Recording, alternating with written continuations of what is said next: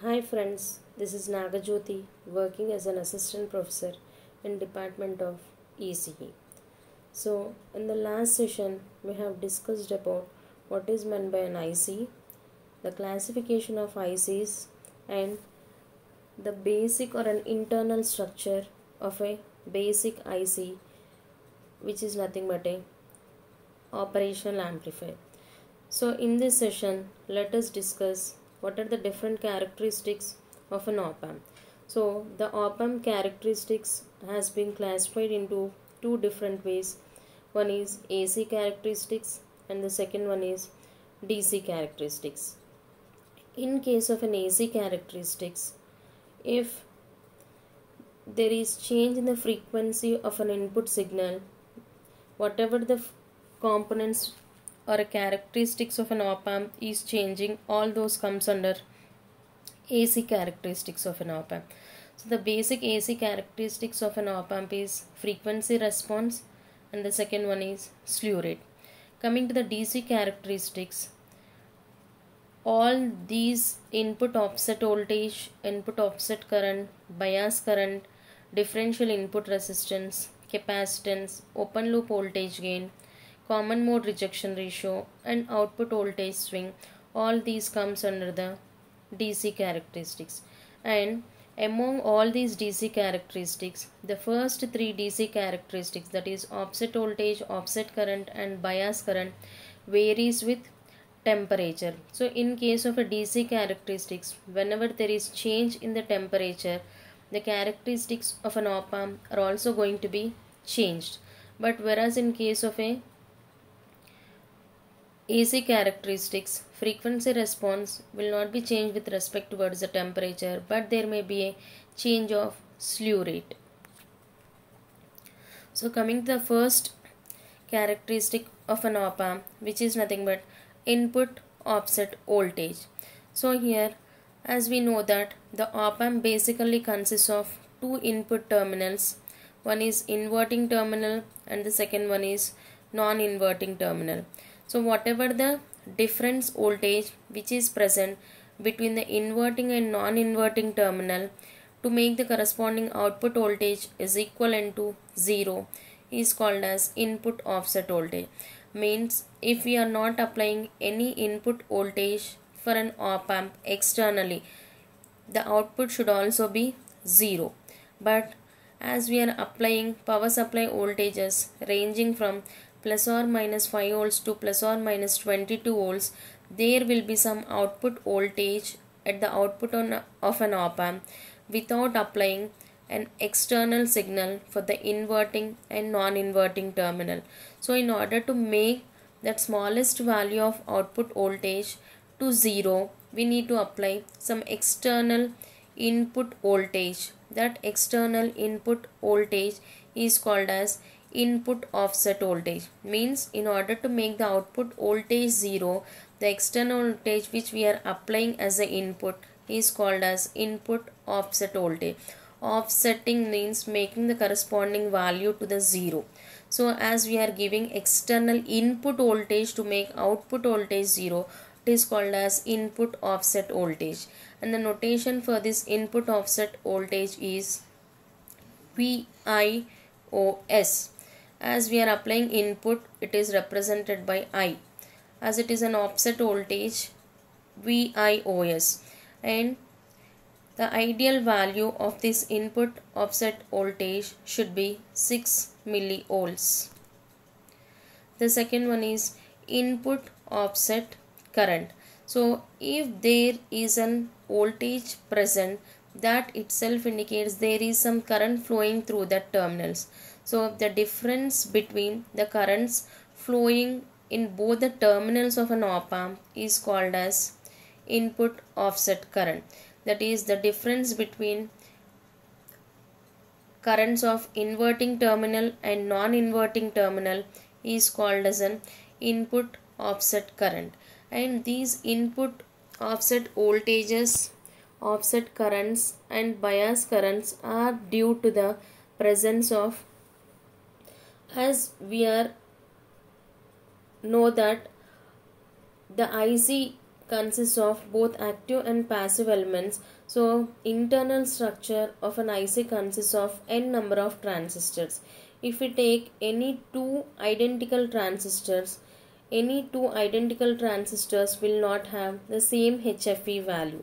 So the HFE value of the transistors are going to be changed. Because of different HFE values, there will be some sort of output voltage as well as currents flowing through this op amp. That is the reason these voltages and currents will be present even though we are not applying any external voltages towards the op amp.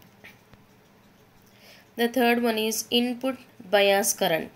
So the average value, that is whatever the currents which are flowing through the inverting and non-inverting, average of inverting and non-inverting currents of an op amp is called as input bias current, and it is generally represented as IB1 plus IB2 by 2, which is nothing but average of two currents flowing, and the maximum value of this input bias current is 500 nanoamperes.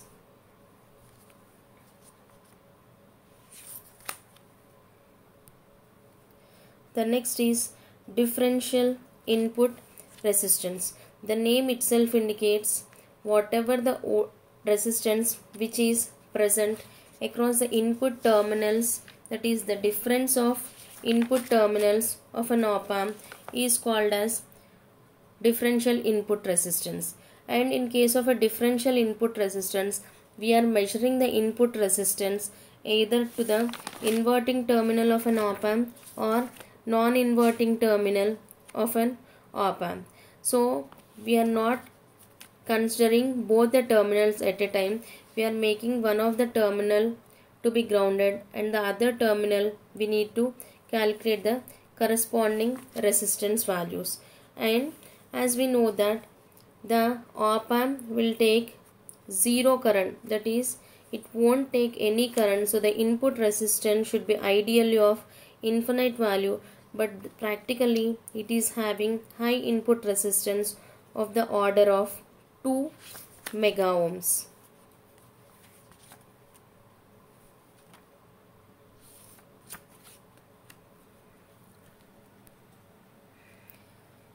Next is input capacitance.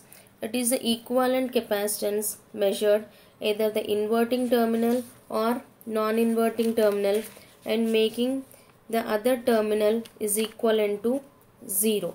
So similar to that of the input resistance, input capacitance is also measured only at one terminal.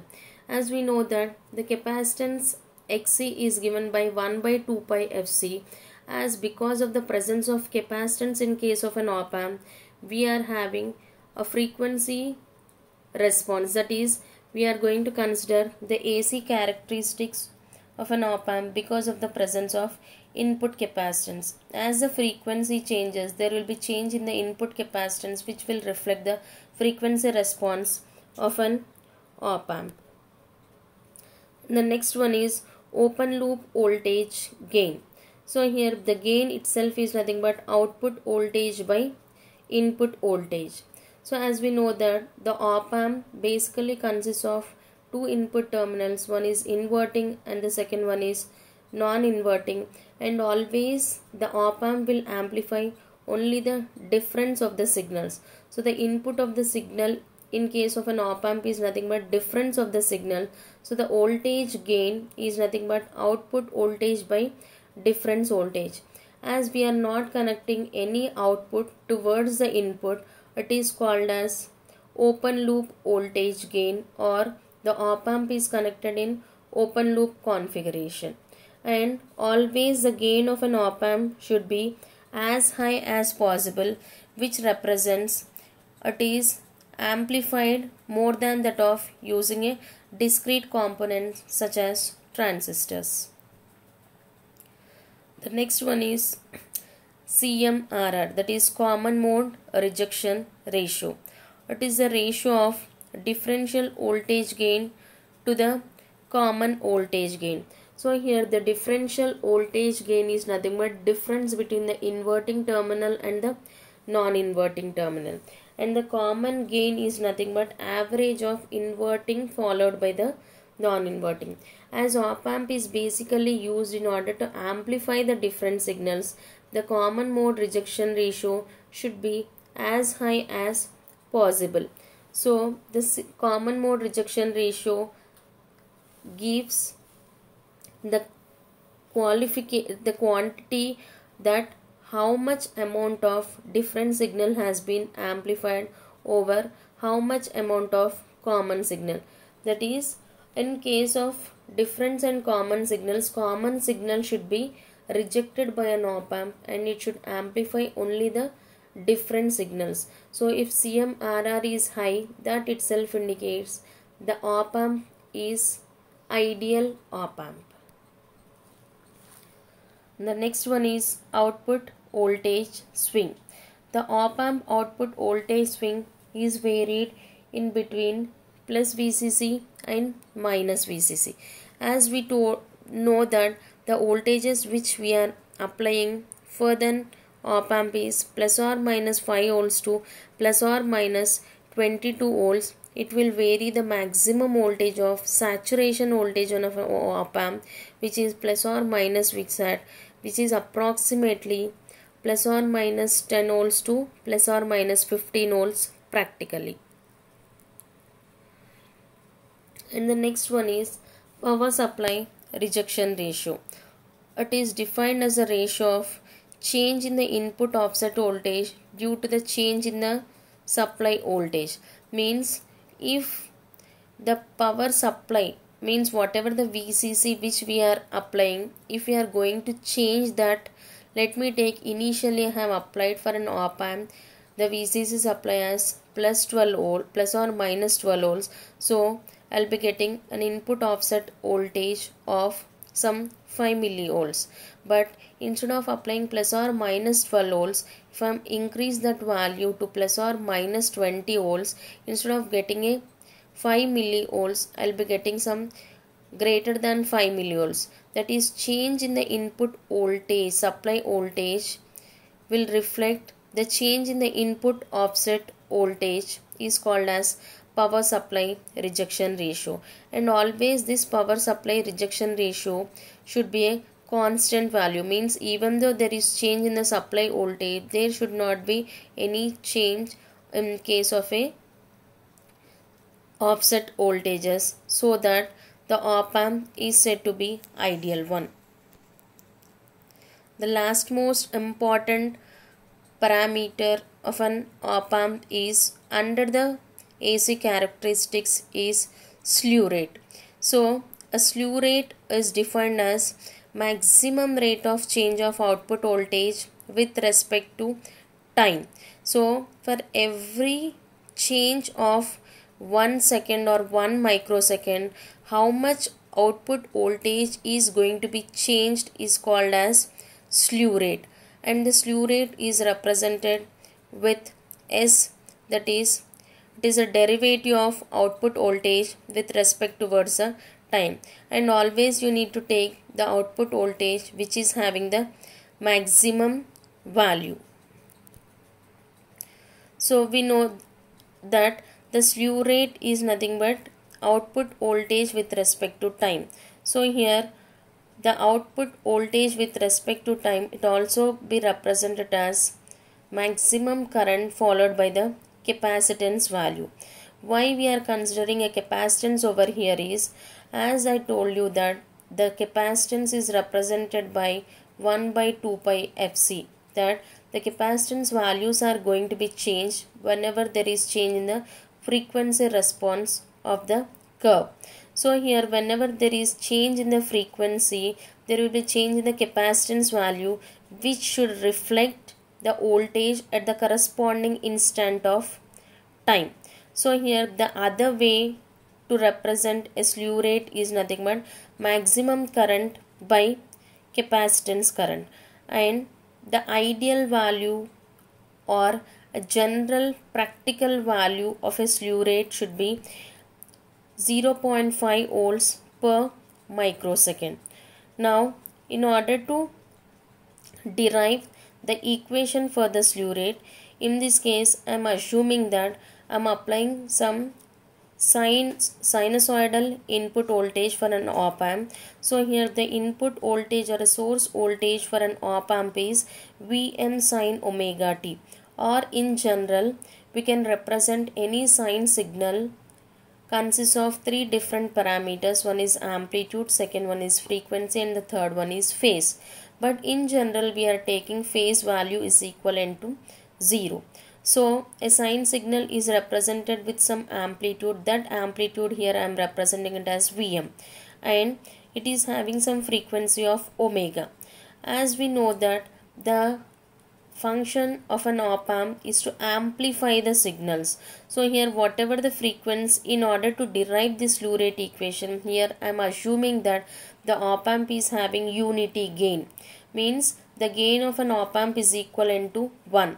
So here gain is output voltage by input. So if gain is 1, output voltage is equivalent to input voltage. That is the reason I am representing output voltage V0 equal to Vm sin omega t. As we know that the definition of a slew rate is differentiation of output voltage with respect to time. So if we differentiate the output voltage, we will be getting Vm omega of cos omega t, and where omega is nothing but 2 pi Fm, and the maximum value of cos is equivalent to 1. So we can represent slew rate, that is dV0 by dt is nothing but S equal to Vm into omega. The maximum value of cos omega t, I am assuming it as a value of 1. So S equal to Vm into omega, where omega is nothing but 2 pi F. So the slew rate can be represented as 2 pi F into Vm, and the units for the slew rate is, as it is defined as output voltage by time. The units for the voltage is volts and time is in terms of seconds or microseconds. So if you want to get an output as distortion free output, the maximum allowable frequency is Fm is equivalent to maximum allowable frequency equal to slew rate divided by 2 pi into Vm. This maximum allowable frequency is also called as full power bandwidth of an op amp.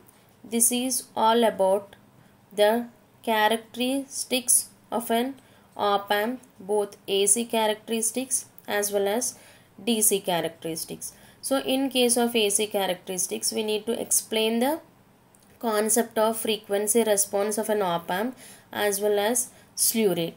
But whereas in case of a DC characteristics of an op amp, we need to explain what is meant by common mode rejection ratio, power supply rejection ratio, input offset voltage, input offset current, input bias current.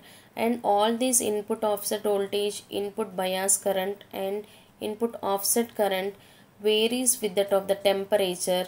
That is the reason it is called as thermal drift variation parameters of an op amp. Thank you.